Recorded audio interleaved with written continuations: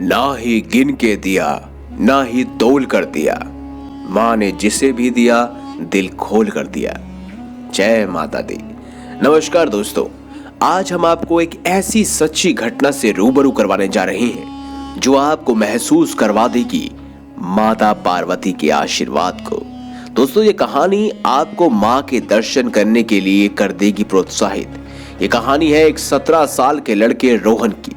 ये कहानी जब रोहन ने हमसे साझा की तो हमारी आंखों से खुद आंसू निकल आए। दावा है कि माँ के इस अपरंपार दर्शन को सुन के आपकी भी आंखों से आंसू आ जाएंगे, आपकी भी आंखें नम हो जाएंगी। दोस्तों, रोहन की छोटी उम्र से ही उसकी माँ भगवान को प्यारी हो गई। उसके पिता एक ढाबे में काम किया करते थे। एक ढाबे से इंसान कितना ही पैसा कमा पाता है, शायद आप अच्छे से समझ सकते हैं। इसी कारणवश रोहन की पढ़ाई लिखाई पे उसके पिता चाह के भी ध्यान नहीं दे सके। रोहन को बचपन से ही अपनी माँ की कमी महसूस होती थी। उसकी जिंदगी की राह को देखकर ऐसा लगता था एक औरत ही बच्चे की जिंदगी को संवार सकती है। जब रोहन 12 साल का था तो उसके पिता ने उसको पास के ही ढाबे में काम पर लगवा दिया।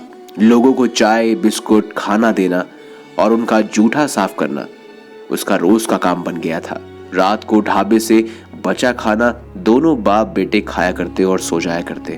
पर दोस्तों, हम आपको बता दें कि रोहन की दिनचर्या में एक बहुत ही खूबसूरत चीज भी हुआ करती थी।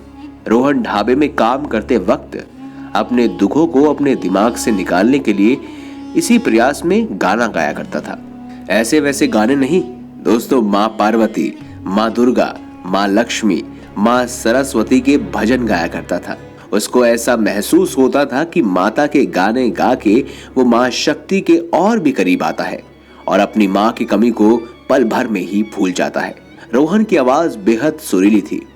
ढाबे में काम करने वाले बाकी लोग भी उसकी आवाज को सुन के मंत्र मुक्त हो जाया करते थे। दोस्तों, बात है 22 जनवरी 2018 की। रोहन की उम्र सिर्फ 16 साल की थी। बसंत पंचमी के पावन पर्व पे ढाबे में मां सरस्वती के भजन रोहन गा रहा था। तभी उस ढाबे में मौजूद एक व्यक्ति खाना खा रहा था। उसके कानों में जब रोहन की सुरीली आवाज सुनाई पड़ी तो उसने रोहन को तुरंत अपने पास बुलाया और उससे गाना गाने के लिए बोला। तो रोहन ने बोला कि भाई साहब, मैं माफी मांगता हूं, मैं कोई सा भी गाना नहीं गा सकता, मैं सिर्फ माता के भजन या आरती गा सकता हूं। उस व्यक्ति ने बोला कि ठीक है, तुम वही गा के सुना दो। जब रोहन ने एक भजन गा के सुनाया तो उस व्यक्ति ने अपना परिचय रोहन को दिया और बताया कि मैं एक गीतकार हूँ और म्यूजिक की एक कंपनी चलाता हूँ। मैं ऐसे गीतकारों को चुनता हूँ जो भजन आरती अच्छे से गवाते हैं। तुम मुझे बेहद पसंद आए, मैं तुम्हें मुंबई लेके जाना चाहता हूँ। रोहन ने उस गीतकार से अपने पिता की बात करवाई। पैसों की रकम सुन के उसके पिता बहुत खुश थे और रोहन को मुंबई भेजने के लिए तैयार थे। रोहन उसी दिन उस गीतकार के साथ मुंबई के लिए रवाना हो गया। मुंबई पहुंच के रोहन को म्यूजिक स्टूडियो लेके गए। वहां जब रिकॉर्डिंग शुरू हुई तो रोहन ने गाना शुरू किया।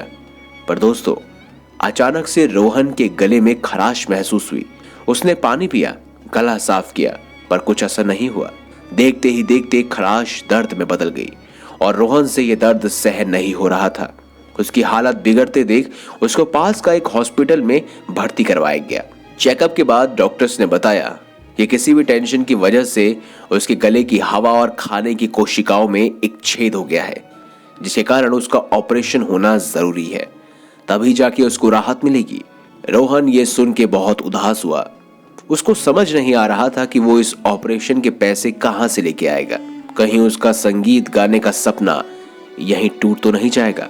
इसी सब सोच में रोहन ने माता पार्वती के लिए एक बार और गाना गाने का प्रयास किया, पर दर्द के मारे उसकी चीख निकल गई। वो सुबक सुबक के रोता गया। रोते रोते रोहन की आंखें कब लग गई उसको अनुभव ही नहीं हुआ। ऑपरेशन के दिन सुबह की पहली किरण रोहन के चेहरे पर पड़ी।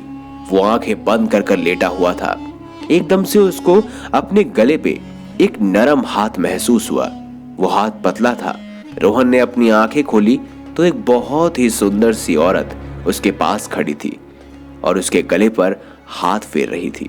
वो औरत रोहन को देखकर मुस्कुराई और उनको देखकर रोहन के मुंह से निकला माँ। ये बोलते साथ ही वो एकदम से गायब हो गई।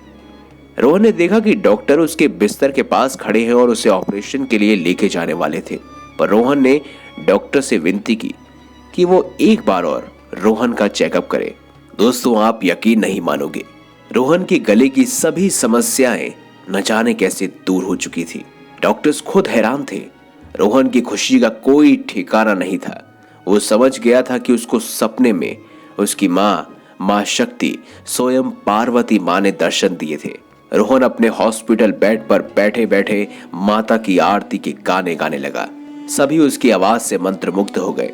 रोहन को अब यकीन हो गया था कि अब माता रानी उसके सभी सपने जरूर पूर्ण करेगी। दोस्तों, ये थी रोहन की कहानी। अगर आपको ये खास कहानी अच्छी लगी है तो इस वीडियो को लाइक करें, हमारे चैनल को सब्सक्राइब करें और ज्यादा से ज्यादा शेयर भी करें। मिलेंगे अगली बार एक नई खास कहानी और एक खास पात्र के साथ। तब तक के लिए बहुत बहुत धन्यवाद।